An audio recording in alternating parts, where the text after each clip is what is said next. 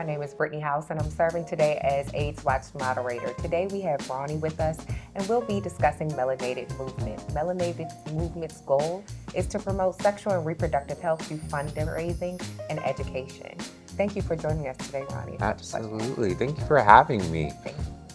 And can you tell us a little bit more about yourself? Absolutely. Ronnie Taylor, she, her pronouns. I serve as the Community Impact Director at a legal and policy advocacy organization called Free State Justice. I also happen to be a Melanated Movement Advisory Council member, and so super excited to be a part of this conversation. Thank you for joining us today. And so one thing I wanted to ask you today is, how do we get more Black women to the table to have voice and advocacy for not only themselves, but for community at large?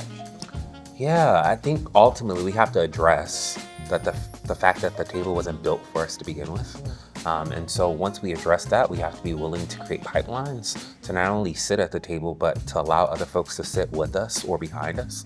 And so that looks like removing barriers to showing up to the table. We got to look about how Black women are caring for each other in these spaces, because ultimately the system is going to be the system, and how we rise above it is going to be what's of the most importance.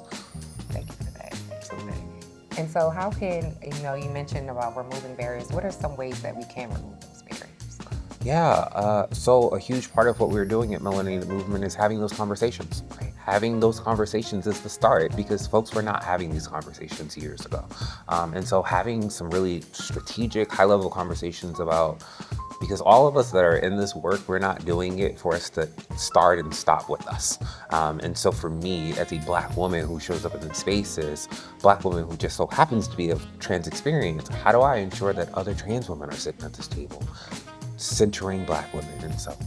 And then how can we, as the community, outside community, how can we do a better job at centering the community or centering the trans community and being better allies? Absolutely.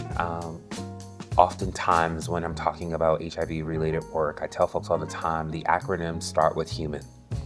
And so viewing people as humans first, before any other identity, and how they show up into that space is going to be of the most important. And so less judgment. One of my best mentors always told me, listen to learn, not to respond. And so just ensuring that you're taking it all in.